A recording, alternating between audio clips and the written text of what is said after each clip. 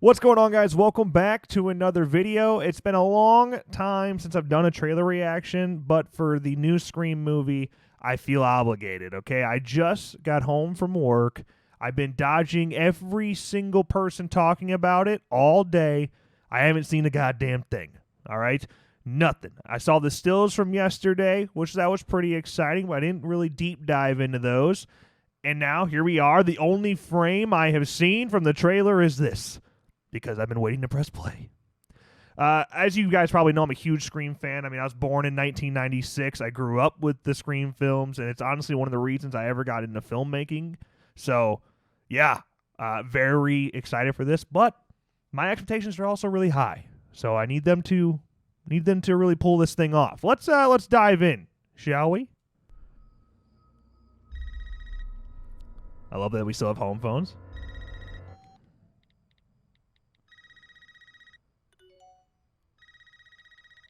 Kind of looks like Selena Gomez there for a second.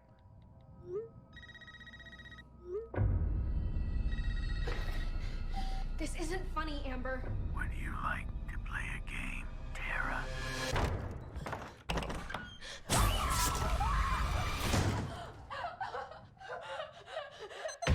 Doors unlocked. All doors locked. Doors unlocked.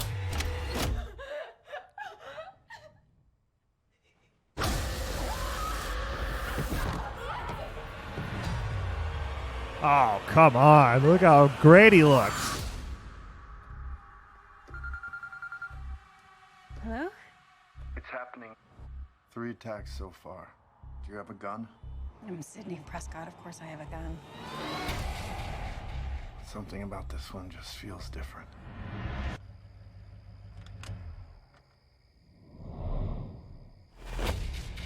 Samantha? I know who you are. I've been through this a lot. Yeah, no kidding, This right? is your life now, which means that whoever this is going to keep coming for you. You ready for this? Never.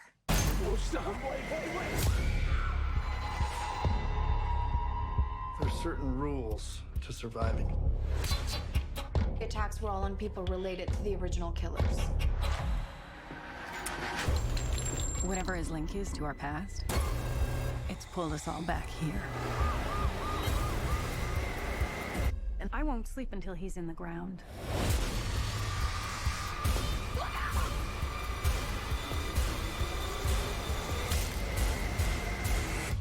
Hello, Sydney. It's an honor. Wow. Wow. I'm going to be honest with you. That probably exceeded all of my expectations. For this movie, although like I said before we even started watching, my expectations, they're high. This movie needs to succeed to live up to what is Scream for me. But at the same time, like, man, you can't really live up to the first movie. It's just not possible. I remember the first time seeing the Scream 4 trailer when it came out, and this just has something so much more special to it. The fact that, one, Dewey seems to be playing a role that is similar to Randy now. He looks very dark and depressed, and he's just gone through so much that nothing is a shock to him anymore. Nothing's a shock to any of them, for that matter. They found a unique way to take your original cast and link them to a brand new cast, and I think that's something that Scream 4 missed a little bit. It's like, yeah, we had some new young high school kids kind of mixing with our original cast, but we didn't spotlight them very well whatsoever. I mean, you basically got Kirby and no one else really mattered, and we don't really care about anybody else.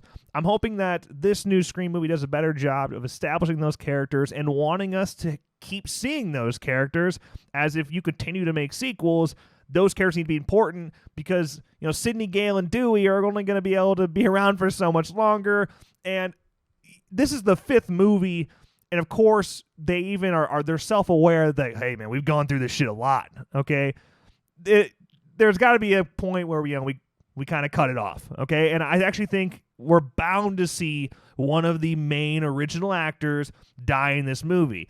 It's probably going to be Gale, although seeing Dewey the way he is, I think something sacrificial could happen with him, where maybe he risks his life to save Gale. I don't know what their relationship is like in this movie. We didn't really see too much, married couple vibes there. Perhaps one of the reasons Dewey looks so rough is because he's going through some things with Gale as well. I don't know, but there's certainly a lot of wiggling room there. Now, Ghostface being taken truly seriously. Of course, Roger Jackson sounds great. This seems to have the feel of the original Scream while still being darker and not trying as hard to be funny and self-aware. It's going to reference the horror movies you know and love. It's going to break down those rules for you, but it seems to be taking a much more serious and sinister, darker approach, and I'm all for that. I think Scream 4... especially with Deputy Hicks, who is in this movie, and she got a little bit of a moment there.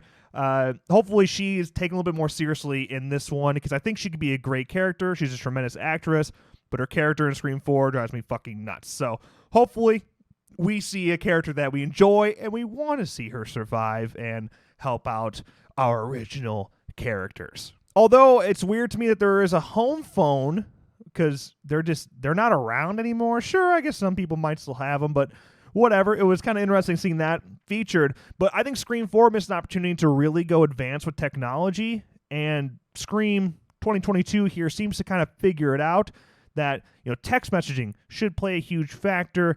Using the automated locking system and alarms and having someone take that over and have control of your entire house is extremely powerful. It's a very realistic thing to happen and definitely should play a factor in Scream in 2022. I mean, Scream 1996, it was all about the fact that, cell phones are up and coming, and who's going to take advantage of those cell phones and use them against you and stalk you and this and that.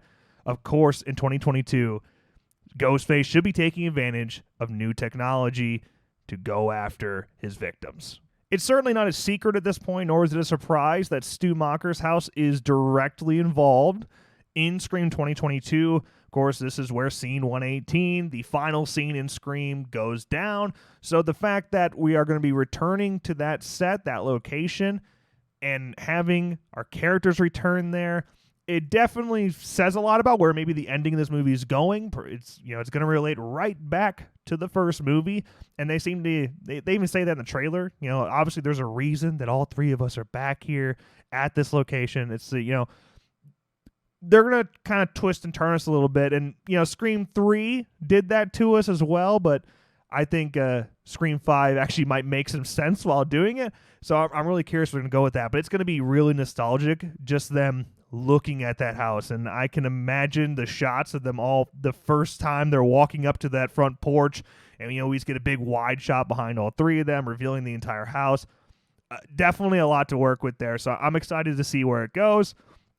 I don't know what else to say, man. I definitely think there's a podcast and a long discussion to be had here, and we certainly should do that in the future. But right now, initial thoughts, I'm not nearly as worried as I was a week ago. We're only 3 months away from this movie, and this is our first trailer, and we just got the first poster. That's kind of unheard of. I mean, this is a blockbuster movie here, and we're 3 months away, and the marketing is just now beginning. Clearly, they had a plan. This trailer is #1 trending in the world right now, so it's working for them. Everyone knows a new Scream movie is happening, and we're all very excited for it. And it looks like so far we don't have too much to worry about. Who would have thought, huh? Who would have thought we'd be here? And that's my thoughts. Please let me know yours in the comments below. There's a ton of things to break down and spotlight in this trailer. So what'd you see? Let me know. But with that, as always, thank you guys so much for watching, and I'll see you in the next one.